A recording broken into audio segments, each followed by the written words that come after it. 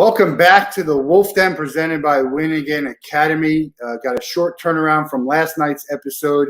I'm Matt Wolff, founder and CEO of Ticket Time Machine. Today we got Danny Rouhier on the show. Welcome, Danny. How's everything going? It's great, man. Thanks for having me. I appreciate the invite. Yeah, it's cool that you invited me after nobody cares about me. Yeah. You know what I mean? Like at the height of like, how do we want this guy to do something? It's now like a month later and nobody cares again. So it's nice to keep it going a little bit. You know, it's funny you say that because do you remember Boom Goes the Dynamite guy? Of course, pass it to the man. Yeah. I sent him an email like a month ago. I'm like, hey, come on, let's come on the show. I want to talk about. I sent an email to the apparently kid. You know the apparently kid. Who's that? I don't know that one. That little kid who kept saying he was interviewed on TV at a fair, and he said apparently like 75 times, and he got invited to be on Ellen. So I think it's great. I don't, who needs to have someone right at the height of everyone else's, and not to say I wouldn't welcome it. Yeah, but it's fun to catch them right there. No, we talked about this before you even came on. The funny thing is, like, you joke about that, but you have a radio show. Mm-hmm. You're a comedian. You tour, so you're not the most famous person in the world, but you do have your 15 minutes of fame are not necessarily up. So for the people who are watching and don't know who you are, give us just a quick intro, and then we'll get into everything. Yeah, so I host the Grant and Danny Show on 106.7 The Fan in Washington, D.C., where I grew up, actually, which is crazy. I grew up, that was the station that had, Opie and Anthony, and it had Howard Stern, and had, Don and Mike, these like radio legends. Like that talk radio format was iconic. I grew up listening to those guys. And it flipped to sports around 2009, 2010. And I was living in New York at that point doing stand-up, grinding like everybody else was. Some of my contemporaries up there, I was doing shows with like Kumail Nanjiani and Pete Holmes and John Mulaney, and they're all way funnier than me and way more successful. But that was kind of the time that I was up there. And they flipped to sports, and I've been like begging the program director to let me do like a 7 a.m. Sunday morning, I'll pay you kind of a thing. Finally got my foot in the door. And been on the radio back there in D.C. pretty much every day since 2009, 2010. And got the afternoon drive show starting in January. Been doing that ever since. So it's a pretty cool gig, man. It's a dream come true. I talk about sports that I would talk about it for fun anyway, and I get paid very modestly to do it, but it's still pretty cool. Yeah, isn't that? I mean, that's kind of everyone's dream is to kind of just talk about sports and get paid for it, or talk about whatever it is. Maybe sports. Whatever it is, yeah. Maybe it's food or movies. And you got people with cooking shows. I mean, think about the Rachel Rays of the world and what that happened. But to be able to do something like that and to be able to talk about sports. And so it's amazing. And it's funny because I watch a lot. I watch PTI and I listen to some sports talk, and I'm just like, yeah, I like them. They're entertaining. Do they know everything they're talking about? Maybe. I don't know. Their opinion sometimes isn't much better than what my opinion is. Well, it's interesting, Matt, because there's a couple different tracks, right? There's the former athlete, local legend guy. I can't be that. Was not talented enough. I just was not that athletic, right? So you get that guy who could just sort of skate by on the fact that he made 100 tackles 10 years ago, and everybody loves him, right? So there's that. I can't compete with that. Then there's the big personality. It's almost like comical that, to your point, they don't know everything, and it's almost part of their charm, if that makes any sense. So it's kind of like the Mike Francesa later years sort of a deal, where he's just even Skip Bayless. Yeah, where you're just the loudest guy in the room, and whether you hate him, love him, everything in between, it's sort of that. I kind of can't quite do that. I think you have to be authentic to some degree when you're on the radio, because people, whether they know it or not, kind of sniff you out, right? They'll know if you're a big fake, if you're a fraud, if you're doing something just to do it. You can get away with it for one argument or two things or two topics or whatever. But over the course of weeks and months, inauthenticity, if that's even a word, turns people off.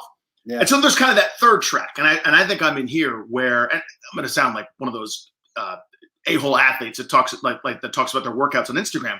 But I'm terrified. I'm paranoid. I can't be outworked. I'm so nervous about being called a fraud or having somebody catch me and not knowing something. So my co-host and I are kind of wired the same way. I prepare my ass off. I watch all the games, which I know doesn't sound like a work, but when you're grinding every day and you're talking about like the fourth inning of a Nationals team, we're in DC, when they're 10 games under 500 and there's a pitching change that shouldn't have happened, you either watch that shit or you didn't, and you either know the trends or you don't. And you could sort of get away with it here and there, but like I just have to make sure that I'm as prepared or more so than anybody else. That's always how I've kind of been wired and approached, and I'm competitive, I guess, in that way. So that's kind of helped me stave off some of the wolves at the door, so to speak. Well, I mean, it's okay to not know everything, and it's okay to say you're better off saying I don't know, and you hear that all the time. I think the Mad Dog is great at that, but he has so well rounded, and then turned his show to be like, look, we don't want to just talk about New York. We got to talk, and so I think he's really grown. I think he's really grown in his thing. Let's talk about your background. How did we get to this point? Because you're also a comedian. So, growing up, what did you think you wanted to be? And how did you get to this path? What steps did you have to take? Yeah. So, by the way, thank you for asking. I love talking about myself. I was a baseball player, and I played in college, and I thought for years that I would have a chance to play pro ball. And that just wasn't the case. I wasn't big enough to be big. I wasn't fast enough to be fast. I was a good college player, but the writing was pretty clearly on the wall by the time my senior year rolled around. And even still, I was told by a couple scouts, you're going to end up getting drafted. You'll be what's called an organizational guy. For your viewers who don't know, you basically means you'll be like the 25, 26-year-old that's still at single A, but you're almost like a professional mentor. We'll develop you to maybe be an organizational coach and just sort of be a guy that we like having around, but you're not a big leaguer. And so I was. If you're going to be a bench warmer, you want to be an NFL quarterback who never played, carries the clipboard, and gets $3 million a year. Not a minor league baseball player. Yeah, not the guy making $45K in Durham to handhold bonus babies and whatever else. Basically, be like Kevin Costner in Bull Durham. Yeah. But so once that didn't happen, it's an underrated thing, and I'm not crying adversity or anything, but it's something that I think a lot of athletes go through. We watch the draft, we watch big leaguers, we watch basketball players, football players, whatever. The guys that matriculate and go to the next level and are on our fantasy teams. We know what to do with that. There's so many hundreds of thousands of people like me that I had a nice college career, but they go, okay, that's it, turn it off, do something else, find a new passion. And that's hard. That was not an easy thing for me to do. So I'm sort of working jobs I didn't care about, just sort of living and paying rent, living with a couple of buddies, kind of figuring out what I wanted to do. And I've always been, again, I sound like such an asshole, but whatever, it's just you and me talking. But I was always like the funny. It's just you and me. Nobody's listening. Well, you know what I mean? I've always been kind of like the funny guy among my friends, right? But every slapnuts thinks that. Everybody's like, you should do stand-up, says everybody, the awkward mother-in-law at the party. So like I've always kind of been the funny guy among my friends, but it's one thing to like bust your buddy's balls, and it's another thing entirely to get up in front of strangers and make people laugh. So I was way too much of a pussy. I didn't do it for years and years and years. Finally, on a whim, I took an improv class, actually at the DC Improv. And as soon as I got on stage to perform, I was like, that's it. That's my drug. That's my new thing. Some people skydive. Some people do actual drugs. I'm doing that. I'm going to stand up with no net in front of people and try to make them laugh. And as soon as I got on stage, kind of just found that passion again that I'd had for sports for so many different years, right? Where you can't make a living doing this. You cannot play professional baseball. Okay, well, can you make a living doing stand-up? Turns out the answer to that is no, also, by the way. But so, I go through that and kind of work my way up the ladder. But it's never fast enough. It's never enough. You're always comparing yourself to your peers, to your buddies that get something and they do the same thing to you, et cetera. But so I'm trying to think of the year, whatever it was. Would have been like 06, 07. There's when Comedy Central was still doing live at Gotham. I don't know if you remember that, but it was like a great avenue for young comics to get there, 6-7 minutes. It was this great showcase, and guys were getting catapulted, right? They would do that. They get plucked from anonymity to turn into headliners, like overnight, And so there was a live at Gotham showcase in Washington, D.C. And I was not one of the people that was picked to do that showcase. That shit happens all the time. I mean, that's comedy. You know what I mean? Like I auditioned for Last Comic Standing a million times. I'm like, yeah, you're not like, a 4'2", Turkish immigrant, so we're not going to pick you. We make a lot of the stocky white guy, So I don't get picked for this thing.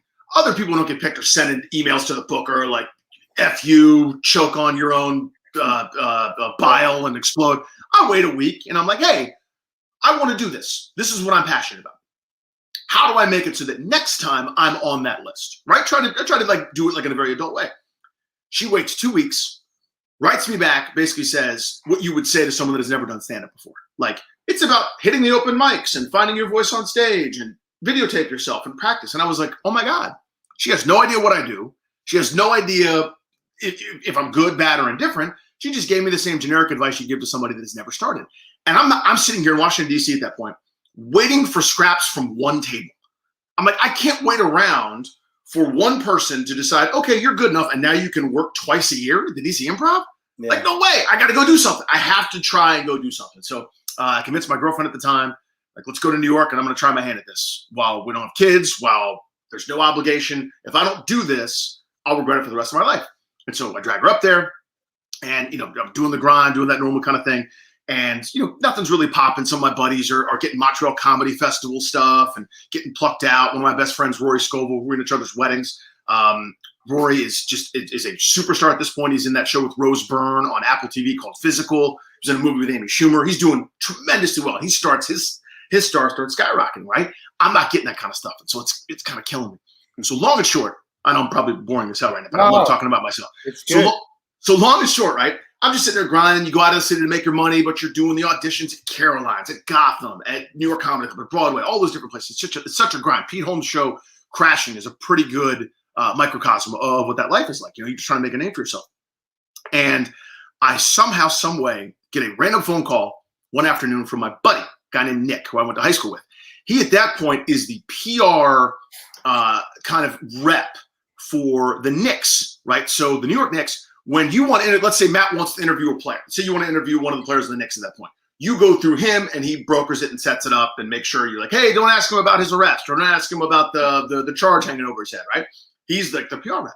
So he calls me, and he was in a room with the owner of the Knicks, James Dolan, with Donnie Walsh, who at the time was the general manager, the boss of Sirius XM, and then the head of the Shade 45 channel, which is Eminem's hip hop station on Sirius.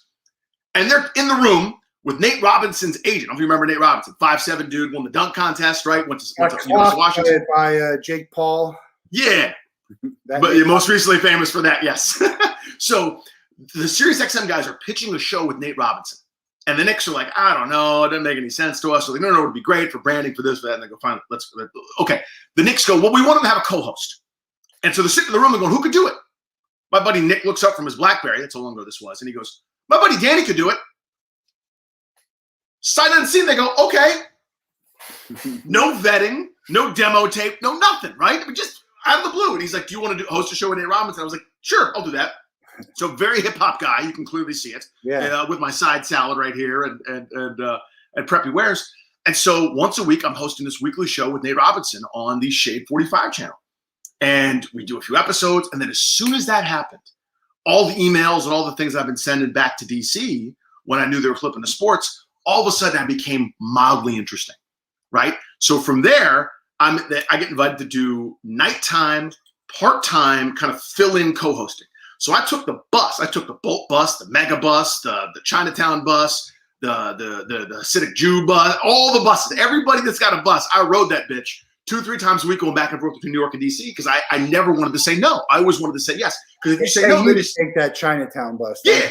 Well, nah, it's out of my pocket. They give you some free lunch or something. What you get is incredible people in the seats near you. You get horror stories. You get delays. You get a bus that just stops in Philadelphia for 3 hours with no explanation. All that kind of shit. It was awful, right? But it's all I could afford because I wanted to say yes. If I say no, they just ask the next person. So I said yes every time, and I would come down and I would do shows, whatever. Got my foot in the door. Then I got the night show.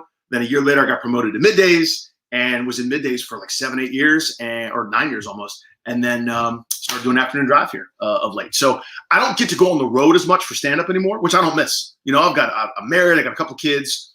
And so it's nice. I do stuff around here, the DC area. I mean, I travel a little bit for stand-up, but not as much anymore, obviously pre-pandemic. But yeah, so it's interesting because the people in stand-up that I kind of came up with, I think they look down on what I did a little bit. Which is a weird thing, right? Because my whole point was I want to make money. I want to earn a living in entertainment. I want to earn a living not doing what everyone else does. I had office jobs. I've had outdoor jobs. I'm not good at any of that shit. Maybe it's just that I'm whiny, but I'm like, I want to do this thing. And I found a way to kind of combine a lot of the skills, a lot of the things I love, a lot of my passions. And I get to do that. I've kind of created this little thing for myself where I'm on the radio. I tell jokes as well. And it's perfect. You know, it's really, really fun. But those guys, there was like a romanticism almost to that bohemian, that artist struggle. And there's a romanticism to finally getting plucked out and doing exactly what they set out to do, which is to have their own sitcom, have their own Comedy Central half hour, their HBO special, whatever it is. And I kind of realized that maybe, who knows, maybe if I just kept grinding, I might have gotten that. But it didn't feel like it was in the cards for me, man. And I don't say that to be defeatist. I don't say that to like put myself down. I just kind of reality. Yeah, I kind of go, they make a lot of this. They make a lot of the fairly well-educated, not that handsome, sort of medium white guy that loves attention. There's a lot of me rolling around doing stand-up at this point. I'm not a hipster. I don't have any kind of like extra angle that I could do. Well, I think you have a little bit. You know? You have a little bit, which we're going to talk about. No, yeah. I know all about that world too, because you know who Lenny Marcus is? No, I don't know the name. I probably should though. He's a comedian in New York. My sister dated. Okay. And he's been on. I think he was on Letterman once, but a long time hasn't made it big, but carved out a career and understanding. Yep. You kind of liken it to the musician who's never, you can be an indie musician and tour and, struggle. You sleep on people's couches, all of that. Yep. But you're doing what you love. And so, that's fine if that's what you want to do. And it's the same with the minor league baseball player. But, kudos to someone who could say, look, this isn't going to be, it's not going to work for me and I got to find something else to do. Hopefully they're happy with that decision and not unhappy because, comedy, there's a lot of stuff, suicide, depression. It's just, it's a grind, man. You mentioned John Mulaney, one of my favorites. He's amazing. I hear he goes to rehab for coke. I'm like, what? John Mulaney is doing coke and he's not happy. And you're just like, people don't realize that it's just, and it's sad, but that's why I'm a big champion for mental health, and I think absolutely comedy is something that needs to be at the forefront of that. Comedy, entertainment, musicians, athletes. Now we can do a whole show of what's going on with that, but you do have something that you do impressions, which I'm a huge fan of. I love impressions. Thank you. For the people who don't know or didn't see, he does a great Charles Barkley impression, which he's obviously going to do on the show here, but then it went nuts. And then they actually had you on the TNT show, which was even just as funny because those guys they're clowns. And I say that too, Ray. I mean, they're clowns. They're not, they know a shit ton about basketball, but I don't think many people are tuning in for their basketball knowledge. That is as good a show, sports or otherwise, as there is on television, in my opinion. The chemistry between those four guys is, first of all, readily apparent, undeniable, and outstanding. And Ernie Johnson, who's the studio host, is just an absolute mensch of a man. He's kind of this point guard, in almost, to use a basketball metaphor, just knowing exactly when to pull back and when to just let the guys go, knowing when to move it, putting stuff on a tee, and understanding that there are going to be times where the other guys are going to shine, right? There's going to be Kenny's moment where he runs to the board, gives great analysis, moment where Shaq is being pissy and is arguing with Chuck, and he knows that's gold. He understands. They understand what their show is, and it's so amazing. So it's a shtick, but it's not. It's not a shtick that annoys you because, like, I'm a big PTI fan, and I sometimes they do a little bit of their shtick, but in general, I like watching them. I cannot watch First Take. You shouldn't. It's terrible. I don't even know that it's because I think they're knowledgeable, but I just think they stick too hard to this. Well, and that's the formula. People don't watch that show live. That is a thing. They get outbeat by Teletubbies and reruns of Paw Patrol and whatever else. That show exists to generate the buzz. That show exists to get the online clip where you see somebody forwarding it going, that's ridiculous. Where Stephen A is like, well, first of all, this entire proceeding is preposterous, it's gregarious, it's a Hyundai Sonata, and they're like, what are you even talking about? Why are you yelling? And Max Kellerman is like, where's my camera? Look at me. LeBron James is embarrassing. Like, no, he's not. There's a reasonable discussion to be had. But they do the yelling fight thing to get that 50-second clip that gets forwarded around and gets buzz for the show. It's less about their TV ratings. Again, people don't watch that show live. ESPN has mastered the off-season content. And here's what that means. So you got your 24-hour news cycle, right? We always move on to the next thing. the ESPN formula is and I don't fault them for this, by the way. They're trying to remain relevant. They used to be you watched SportsCenter because you know what the hell happened. Now we all know. Everybody's got whatever information they want readily available. So what do you do to stay relevant? And listen, what else they did, which killed ESPN for me, the bottom line thing. I mean, they would tell you who won before they even showed the highlights. Mm-hmm. Terrible. Oh yeah. So now, I mean, it used to be a highlight culture. Now it's over. So what they do is they'll invent the story when there's not a story. They'll invent the story. I'm not saying they make it up, but they invent a story where, like, Stephen A. Smith says that the Lakers should go after Chris Paul for the sake of argument, right? Like, he makes the team better. They're a championship team with Chris Paul. Okay, let's be real here. He says that, okay? Then the rest of the day is spent reacting to that. On 6 shows. That's not news. CPI. Yeah. He appears 4 times. He's on SportsCenter, and Scott Van Pelt's doing like a think thing at the end, like, Stephen A., my man, tell me, what do you think and what? And then he's like, well, first of all, for a pleasure to be here. And then they do the thing. And they invented this cycle. There was no news. There's no development. Now, if Chris Paul's getting traded to the Lakers, let's have that discussion. Let's talk about it. How do we get here? What are the pieces? They invent that kind of thing, and it's kind of the never-ending cycle. And that First Take show, or whatever the Fox Sports one is with Shannon Sharp and Skip, does the same thing. They invent whatever the discussion point is. It lasts for 24 hours or maybe longer if it goes well, and then they kind of keep reacting to it, almost as if it's its own bit of news. But there's a difference between inventing the story and having a hot take just for the sense of having a hot take. Was that too? Yeah. Yeah. Of course. Yeah. I mean, again, we try, and God bless our listeners. They're awesome. Just they afford us the opportunity to do what we do. But every once in a while, someone will be like, "Did you see what Skip said about?" And no, the answer is no. I didn't see what he said about it. I don't care what he said about it. We're not going to react to it as if it's legitimate, because it's not. To your point, right? It is the hot take for hot take's sake. Yeah, I mean, it's funny. The shows like Paul Feinbaum. I mean, he's obviously a smart guy, knows a lot. But I'd rather. I mean, I'm a monotone guy. I get animated when I'm talking about stuff. You could tell when I talk about on here and tickets and sports and all this. And, But, I mean, I'd rather bang my head against the wall than listen to Paul Feinbaum. And I think he's great. He's very good. But think about it. He makes millions of dollars by going, I think Auburn might beat Alabama this year.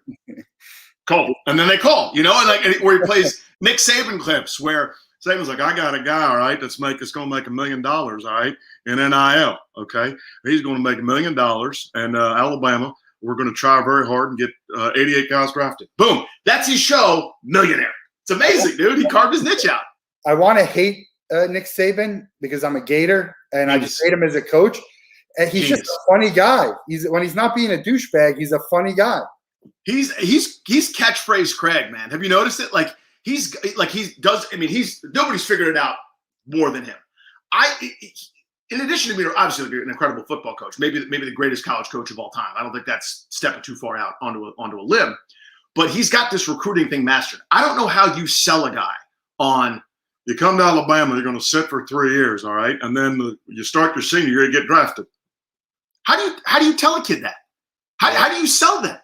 But they do. They've got just an endless army of guys that don't really, there's some guys they'll step in as a freshman, sophomore, junior, whatever. But for the most part, they just get guys that'll sit there for a couple of years and play for a year and, be a top 3 round pick. It's amazing how he's able to kind of continue to sell that. And this stuff with NIL, sorry, I didn't mean to cut you off, man. He's playing chess. Everybody else is playing checkers with it. When he dropped that thing about his quarterback who's never taken a snap is going to be a millionaire.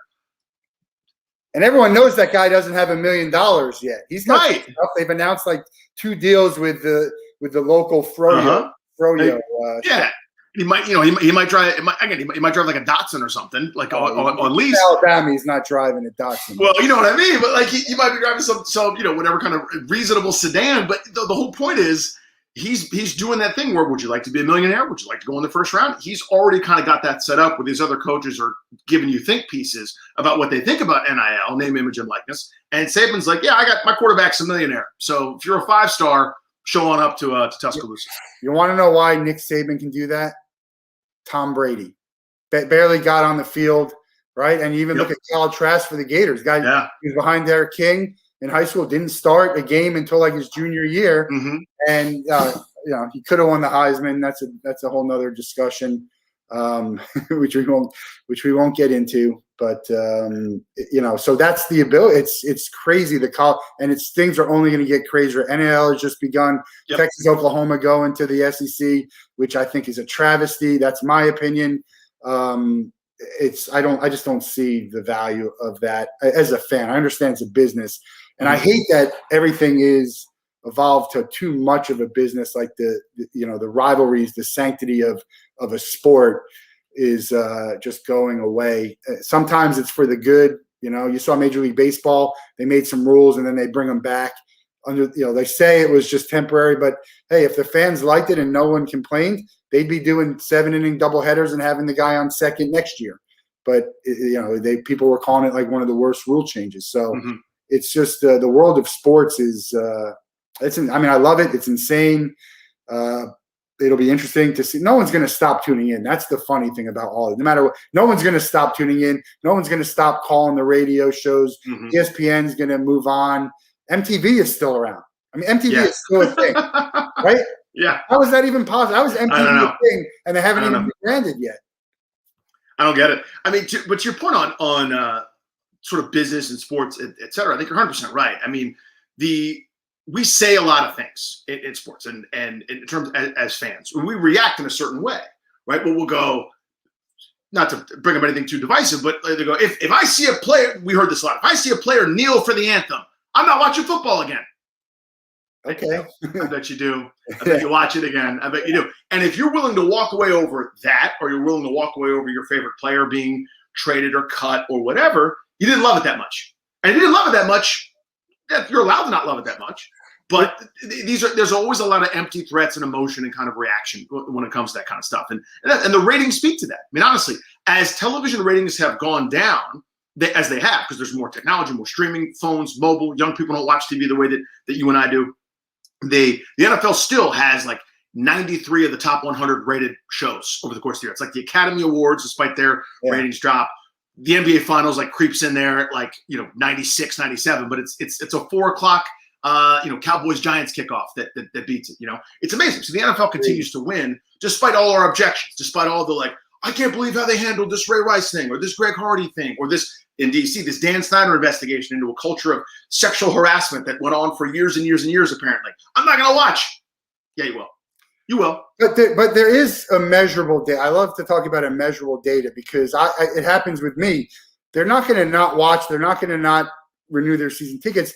But there is stuff that could have them, when you have a bad taste in your mouth about it, you could, maybe you don't buy this extra thing, or maybe you don't do that for the That's team. Fair. So there is something to it where you just can't do whatever you want. But it's funny how we use the word unacceptable as fans, and this is unacceptable. But the reality is there's nothing we can do about it. So we don't have a choice of whether or not to accept it or not. It's thrown down our throats, and it's like, all right, take it or leave it. And 99% of the time, we're going to take it. I think that's very well put. I mean, so because I grew up, again, in D.C., and just to kind of remind folks, when I was a kid, from basically 1980 through 1992, so I'm born in 1979, right? So from one of my earliest memories is John Riggins in the Super Bowl against the Dolphins, running for a touchdown on 4th and 1. Breaking like a 45-yard, right? Jumping up and down, and I went crazy, and I saw stars, and my dad, my uncle, one of my first memories that I could possibly recall. They won 3 Super Bowls in 12 years. They went to another one and lost in the NFC Championship game, I think either once or twice in that span. So basically, half the time, they either went to the Super Bowl or went to the game before the Super Bowl. So I grew up in this era where it was probably the 49ers, and then at the time, the Redskins were just below the 49ers in terms of that team of the 80s or early 90s. They've been awful for 30 years, and they've been poorly managed, and it's been a disaster. If I could quit them, I would. Yeah. I can't. I'm stuck. You can never take away those moments from my youth when it was perfect, and I'm chasing that high. I'm chasing that steak that I had one time at that steakhouse for the rest of my life as I eat, burned flank steak. I'm still looking for that filet that I enjoyed as a kid. If I could walk away, I would. Objectively, they're poorly run and they're bad. Yeah. I'm stuck, though, to your point. Same with the. I'm going to do what I told you I was going to do before the show happens. I'm going to walk off and I'm bring something back because I want to show you. Give me your memorabilia, bro. This is how we do it. Welcome to Take a Time Machine. I'm Danny Rouhier, your host. The funny thing is, I had Ken Troop on, and my thing just went kaput, and he was on there by himself. Oh wow! 3 to 5 minutes, and he just talked, which was great. Yeah. I was like, I don't know what's happening. I'll do my internet. So this is my team growing up. Oh, look at that! So and I had this. I got this.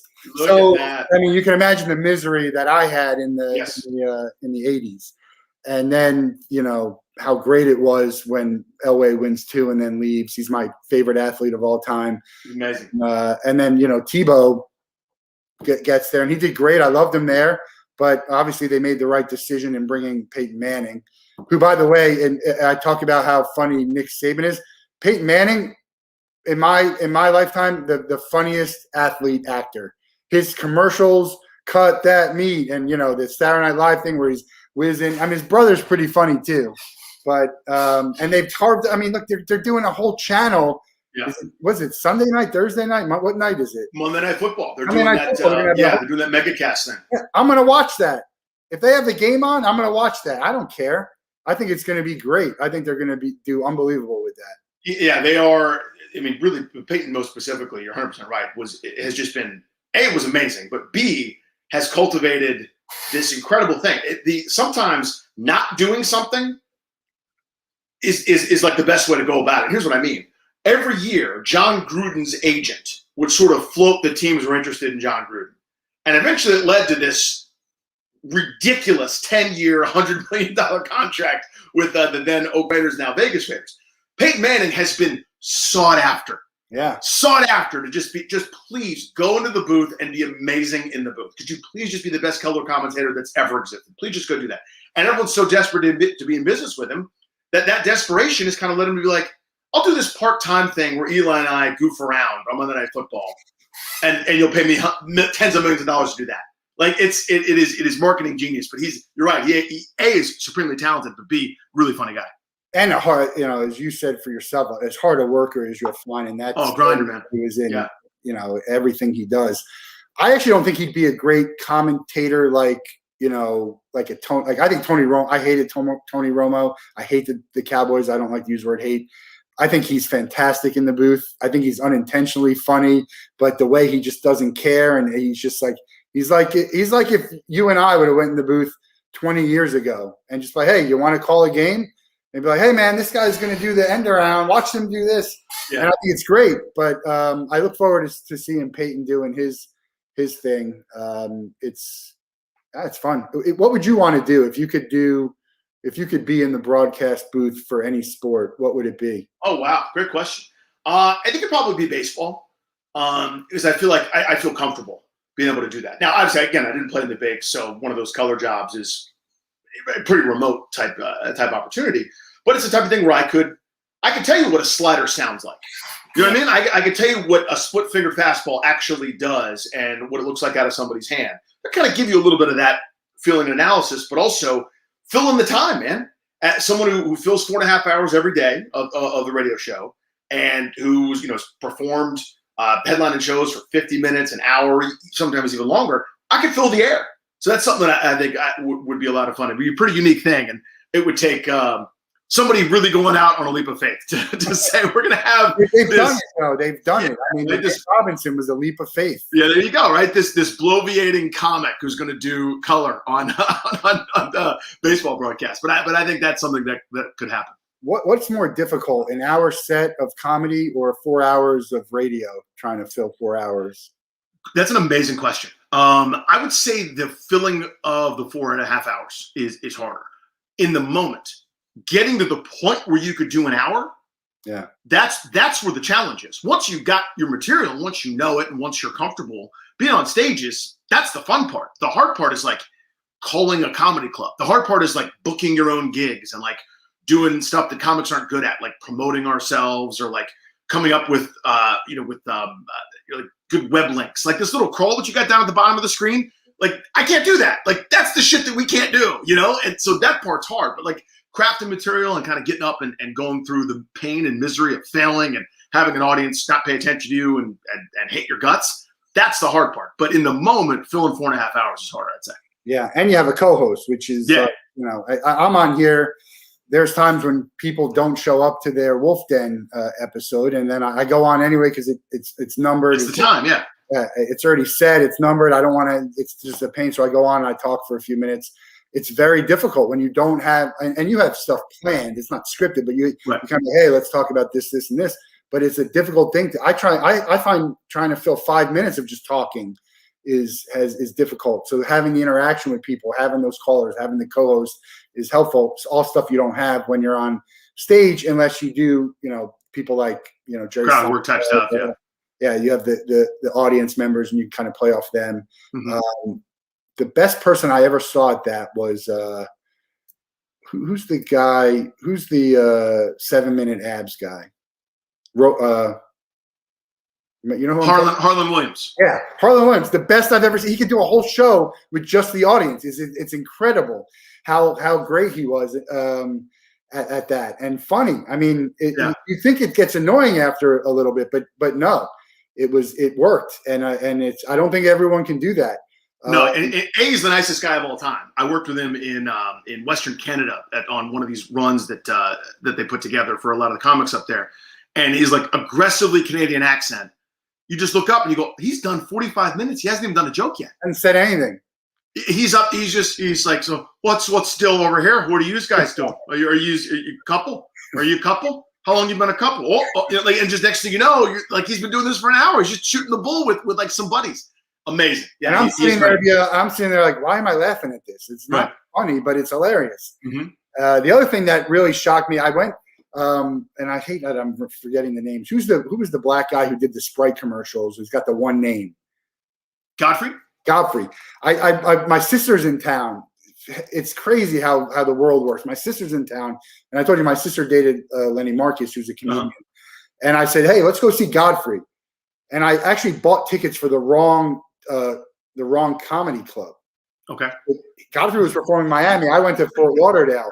Okay. We get there, and I'm like, wait, this is not it. And you know who was there? Mitch Fatel.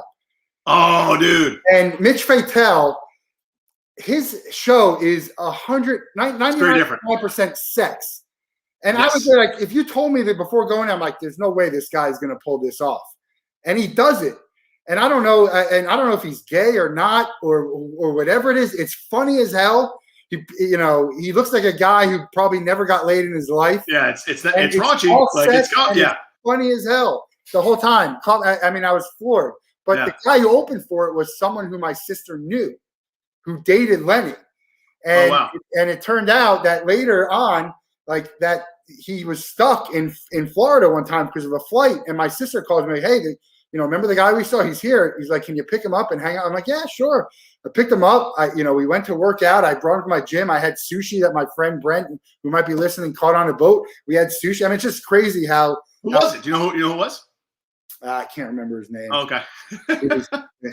My brain is like, you're really memorable guy. Yes. Yeah. I'm forgetting all the names of things, which is terrible. That's like, So Mitch you don't forget that. You can't go on your show. Yeah. And be like, remember that guy who threw that no hitter in 1976, and you can't do that on your show. But on the Wolf Den, we do whatever the hell we do it. Yeah. Nobody cares because nobody's paying me to do this. I know. Mitch and I had the same agent for a while. I only met him a couple different times, but that guy was a rising star. For people that haven't seen him, like, buckle up. Yeah. Like that. It is something.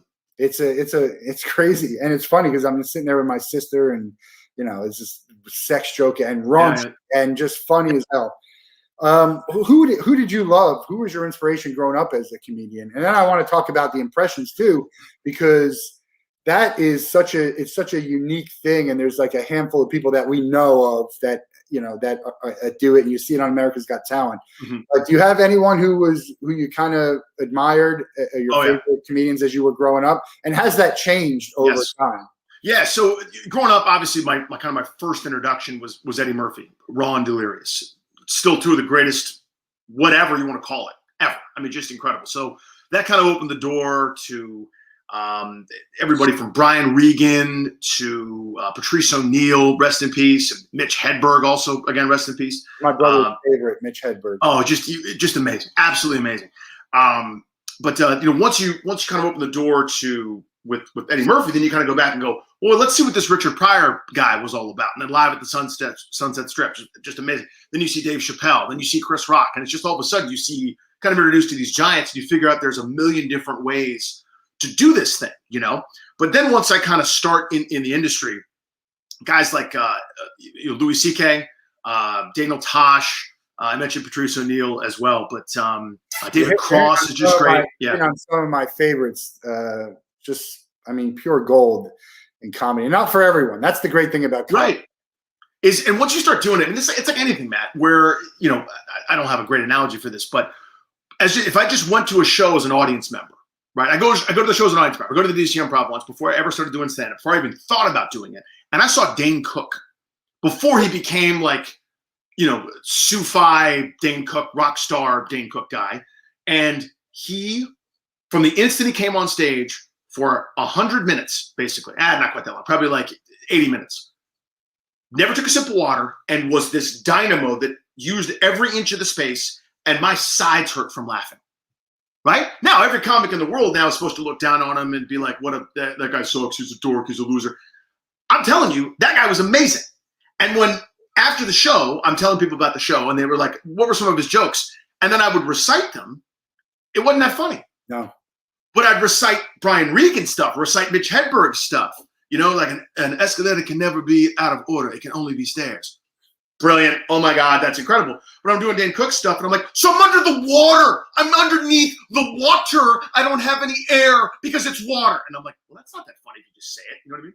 So, like, I kind of learned lessons from those things. And once you start doing it, you don't even laugh anymore as much as you go, oh, that's funny. Oh, that's a great setup. Oh, that's a great punchline. Great tag. Great misdirection. Great this. And you kind of pick up some of the nuance. Once you're kind of in it and you do that, it just changes the way you consume stuff is all, I guess. Yeah. But there wasn't a lot. So those are great comedians. Tosh, one of my favorites. I love John Mulaney. One of my lesser known, which I guess he's not as less known, Nate Bargatze. Oh, dude, Nate is amazing. Okay. I did a show. This is now just me dropping names. I did a show at some snobby winery in the middle of upstate New York where I opened for Nate, right? And I got 2, maybe 2.5 polite chuckles. And Nate's up there, like, I came home at night and my wife was asleep, and I opened the fridge and I made a sandwich and I had some milk, and I sat down, started playing video games. After a minute, and my wife goes, "Hey Nate, is that you? You better hope it's me. Otherwise, I'm the weirdest burglar of all time." And like the place, like people are snorting wine and spitting shit out, and I'm like, I didn't get a single polite chuckle.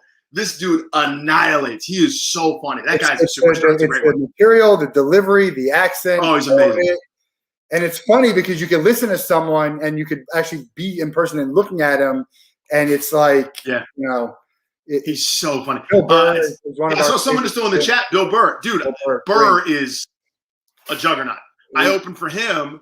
Again, I feel like such an asshole. I'm like, I know him kind of. He doesn't know me at all. But I opened for him right after he did his first HBO special. So remember the HBO special where he's like, my girlfriend's up in Harlem. I get up there, the air starts getting a little thin. You know, he's doing that whole bit where every step he takes, he's running out of breath because the numbers are so fucking big. You know, he's doing the whole thing. And so he does his HBO special. It comes out. About 3 weeks later, I'm opening for him in Columbus, Ohio with the Columbus Funny Bone. Not a single joke on that special did he do there in Columbus. That was a weird turn of phrase to say he did nothing but new material. That's great. Matt, he killed in a way that I went, I should probably just stop doing this. He's so good that I'm like, I'll never be that good at anything. Brent and I, his bit on marriage, when he's like, I don't know why people keep doing it, and he goes when he asks people, he's like, no, it's good, You know, when you find that certain someone, you know, it's good. Yeah, it's good. It's so funny, and it's, you know, and women are not going to find that funny. Right. The same way you got like the comedians who say something about black people or white people, and, you know, but it's funny. It doesn't matter. He's amazing. You know, it's just funny. Right. It's not for everybody. It's like food, right? I mean, I'll never forget. He did that joke that he's done now. It's been part of his catalog, but where he's like, he was watching Oprah and like, and it's the toughest job in the world, being a mom. I thought that doing roofing and 110 degree heat as a redhead was harder. All those people down the fucking coal mine, you know? He's like, how many DVDs are put? And the women went, how about his surcharge? Yeah, women and children off the boat. What about me? Get paid $1 more. That's $1.50 an hour. Oh, I mean, but I saw people clam up and go, And what was amazing, he and Patrice O'Neal had this ability, and Bill Burr still has it, to say something where you go, I'm not on his team. I don't like it. And then in moments, win you back. Their ass off. They're laughing their ass off again. Where you start off with a premise where you're going, I don't see it. I'm not doing it. And then within moments, they're like, okay, fine. And they start howling. It just incredible. Yeah. Well, let's talk about impressions. You're very good at it. How did you get to that? Because, if you ask people, who does impressions, you got Frank Caliendo, obviously, Jay Farrow, most well-known. Kevin Pollak does an Alan Arkin impression that is about as funny as you'll go. And he tells a story about, how he keeps fooling people with his Alan Arkin impression. How did you get into impressions, and how many can you do? So this actually started in 5th How many grade. Can you do well? Yeah, I mean, I don't. Question. It's probably, and a lot of the people that I do aren't famous, or like, or kind of local, as well. But, it's over 100, I would say, honestly. But it started. You would get up on stage and do at a show. Yeah, but people wouldn't know who I'm doing. So, for example, I do the Washington Capitals, play-by-play announcer on the radio. No one knows who that guy is, but I'm telling you, it's a great impression. You just have to take my word for it. But like I wouldn't play to any kind of audience, I would say it started in 5th grade, and you sort of don't know things about yourself as a kid. And here's what I mean: I used to watch In Living Color as a kid, right? I wasn't supposed to, but I did. I would tape record, dating myself. I would put a blank VCR tape in, record In Living Color, and play it back, and memorize all the lines. And then I would do it the next day at recess. Okay. And it never occurred to me that it was unusual that I could sound like some of the characters. Yeah. Everybody could do that, right? Just it's what you do. And I kind of realized after a little while that not everybody could go, like not everyone could do that. Like not everyone could do with the spirit of Milo, mess with these breaths, shy like the rest, like doing all the Jim Carrey shit, right?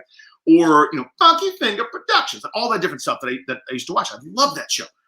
And so I realized after a little while, like, this is actually unusual. Not everybody can do this. Not everyone can hear something and kind of recreate it. And it was kind of from there that I started. You have this ear, and it's hard to explain. So it's like a musician almost, right? Yeah, and again, I sound so. I don't mean to sound arrogant at all. It's just kind of just what I've discovered about myself is there are certain times that I can hear somebody talk, and right away it's like a tuning fork. I can hear it, And for example, for your listeners, Charles Barkley was one of those. So I heard Charles Barkley interviewed in like the 90s, and I said, well, let me try that. Instantaneously, I could sound just like Charles Barkley. What he do is he take a big old sniff breath in the middle of his sentence, and he don't say S's on the end or anything. Like you could as soon as I heard it, I was like, okay, I can do that one. And then there's some that I had to where I'd stare and I would study. And I think, Matt, there are two kinds of impressions. This is my own definition. I don't know if everybody else has this one, but I think there's an impersonation where you're basically trying to make a Xerox copy of somebody, right? Then there's the impression, where I almost think of it like impressionist painting, where you take an element of somebody and magnify it so that people can figure out who you're doing.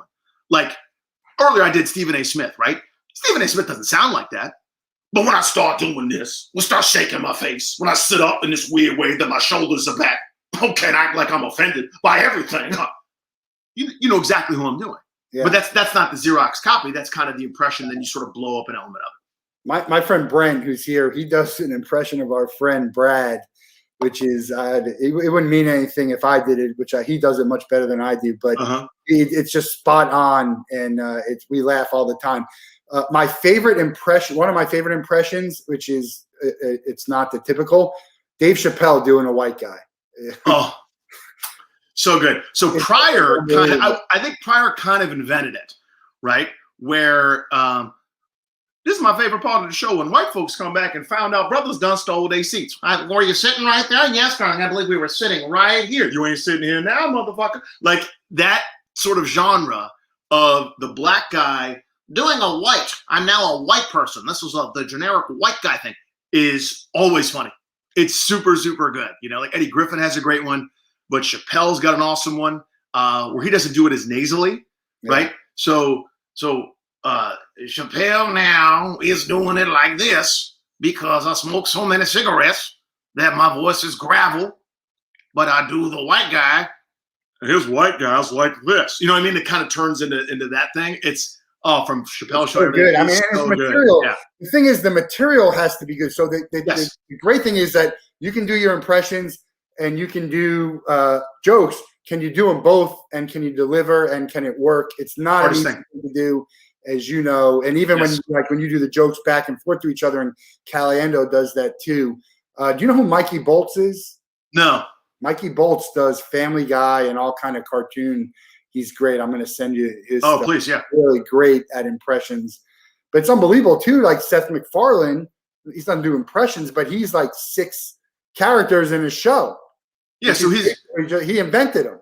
So he's like, hey, Stewie, yes, that man. He's got to go back and forth. Super. It's so hard. Like Eddie Murphy was a master of that. Obviously, like that dinner scene with Nutty Professor. He's got to remember what he said 6 hours ago before, with different makeup on to react to. Like the talent level on those guys, just otherworldly. I have so many favorite like clips, but the Bill Burr one and Chappelle with the sprinkle some crack on him, and he's like, you're on First Street. There's so many good. The chicken one, my friends and I do that all the time. He's like, I'll have the chicken. It's some of the greatest material that's out there. I know we're running out of time here. If you had to give me the 4 greatest comedians, the Mount Rushmore of comedy, who is it? Wow. Well, give me the 4 who you think are like the greatest, and then who are some of your 4 favorites? Yeah. So I think Chappelle with his body of work has to be there. I think Chris Rock as a pure stand-up. I mean, it's, his time on SNL, I don't think was memorable, to be honest with you. Like they couldn't figure out how to use him. But as a comedian, otherworldly. Eddie Murphy, I think, has to be in that group. This younger people now just think of him as like the Dr. Dolittle guy or the dude that was in a couple things. But that body of work from basically 80 through kind of mid 90s was outstanding. And maybe Burr, honestly. Maybe Burr for me. I know it's so disrespectful to like Pryor and Carlin and Gaffigan and so many millions of guys. Carlin is up there in my eyes. He was just he's amazing. People like Dimitri Martin, these are people who are just doing like observational comedy as opposed to telling jokes, and it works for some people. Some people I love who do it. Some people I want to hear jokes. Some people I want to hear makeup stories.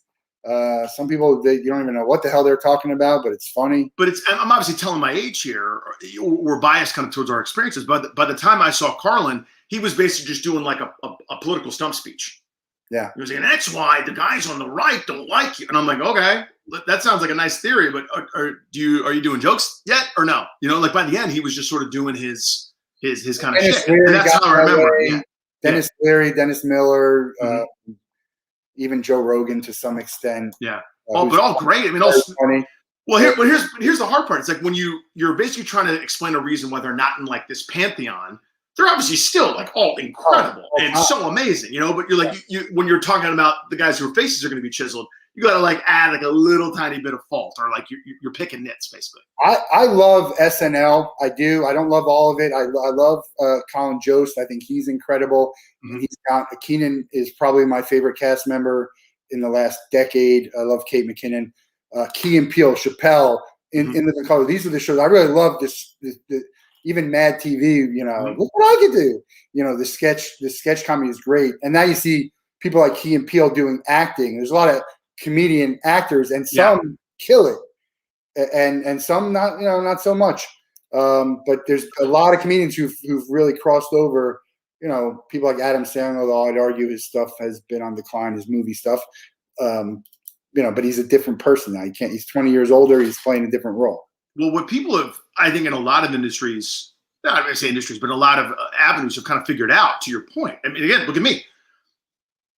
That a comic, it takes more than just standing up there and be like, what's the deal with this? Like, you're actually, what you're doing is you're making a show go. You're making entertainment go live on the fly. And the skills that you hone on stage and some of the worst places in the world, at truck stops, at shitty bars, at at comedy clubs that are half full on a Tuesday night, making something happen. That skill set translates, right? It translates onto the radio. It translates into sort of like acting and drama in a way that you wouldn't necessarily think is connected. But we've all experienced some of these emotions, and it's very easy to tap into it. How depressed you are, that this is your life. You drove 10 hours for this and the show sucks, and you're not getting paid, or you're getting stiffed by this book or that or whatever. Like it translates. I mean, think of some of the great roles that Robin Williams, again, another sad story, but how excellent he was, and everything from 1 hour photo to Good Will Hunting or otherwise. Like he was an incredible actor that obviously was one of the funniest people ever to walk on the planet, So. Yeah. 1 hour photo, very underrated movie. Good Will Hunting is in my top 5 of all time, but 1 hour photo, very underrated and just so sad. I've actually heard Robin Williams comedy where he kind of foreshadowed about killing himself. Yeah, which is like scary once you kind of go back to it. When you look at it through that lens, for sure. Give me a venue or a show that you would love to do if you could. If you could pick and perform anywhere, whether it's a show or a venue. Do you have anything that at the top of the list?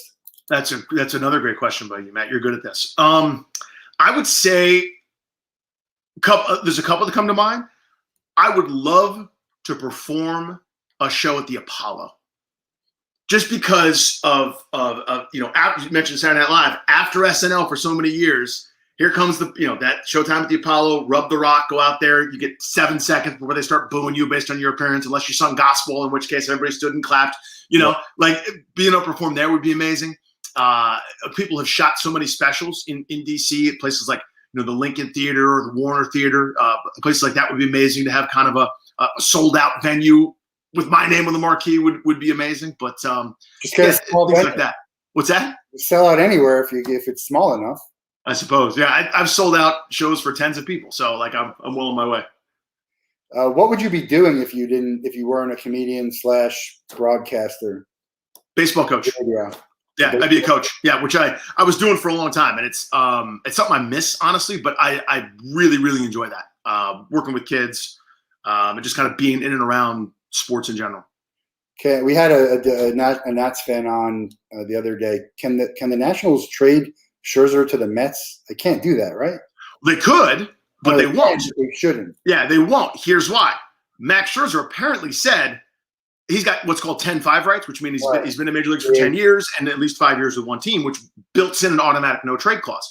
He has said, I will not go to the Mets. Oh, he said that? Okay. According to some reports. But he wants to go out west, and he's a free agent. Yeah. So they're only just renting it. But regardless, I think the Nationals found that out when they sent Harper to the Phillies. Well, that whole saga was unbelievable. He was always kind of problematic, was always kind of annoying, but it was ours, so we defended him so relentlessly. That's why I felt like such a betrayal when he chose Philadelphia. Like, he chose the bully. He chose the team and the fan base that made us miserable for years by invading our ballpark when we were bad and all this other kind of stuff. And that really rubbed people the wrong way. Yeah, so he's one of those guys you hate if he's not on your team. Yeah, 100%. And it's become very easy to hate him. And the fan base has responded accordingly, which I'm very proud of.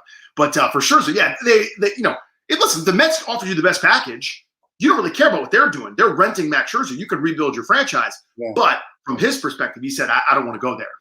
I think he pretty much wants to go, according to the last thing I saw, San Fran, San Diego, LA, all teams out west, all legit World Series contenders. Yeah, Strasburg on the shelved again. Is DeGrom the next Strasburg, or? I don't mean in terms of like frequent injury and never living up to the promise. Well, we're not there yet. Yeah, we're not there yet for DeGrom. Nobody in the history of mankind has ever had better stuff than Jacob DeGrom does right now. Nobody's ever done this. There have been great pitchers, and guys have put up ridiculous numbers, but nobody's ever thrown a baseball the way Jacob DeGrom is throwing it right now this minute. And a skinny little former shortstop from Stetson University down your way in Jacksonville should not be doing this. Like, physiologically, this shouldn't be happening. So inevitable breakdowns don't stun me, I would say. Yeah.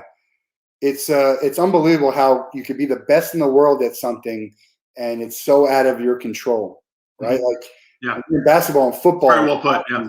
It's not when you're the best scorer or goaltender, you're going to win. And it almost doesn't matter, but you can't pitch zeros and ones every time out. He does, but eventually we'll see what happens. Well, look, it's been great chatting with you. I really appreciate you coming on here. Glad to, man. Thank you. Continuing your fame here. I mean, this show is really, I got a good feeling about this for you. The Wolff Den really going to elevate your show on it's 106.7, right? That's right. Yeah, Washington D.C. And you got a Patreon account too, so people should come and support you, so we can see more of you and hear more of you. But we'll let you out of here on the same question we ask everyone at the end. You got one person who you could meet and spend a day with. Anyone in the world. They have to be living, and you can't be related to them. We have a list of people that we're doing. We've made outreach. We're going to make it happen. You're probably going to have to make it happen for some of my guests with all the name dropping you're doing. I know, so bad. I'm going to count on you for that. But who do you want to pick, and what are you guys going to do? And we've had some really great answers. We've had some ridiculous answers like that Vladimir Putin, who I obviously will not be able to make happen, but a lot of people who I think are attainable. You know, if I had $100,000 or, you know. Yeah. So the first name that jumped into my head, this is probably not that great of an answer, but it first popped in, so I'm going to go with it, right? That's what they teach in improv. You go with your first instinct. Yeah. Tom Hardy is my answer. I think that's the most interesting dude alive. He's super private. No, the actor. Oh, Tom Hardy, the actor. Tom Hardy, yeah. Who played Bane in Batman and is in every one of Christopher Nolan's movies. First of all, so handsome. Underrated how handsome he is. B, I think that dude is amazing. I think that guy's maybe the best actor working, but doesn't get the shine that he should. C, he's so private and it seems like just this fascinating guy.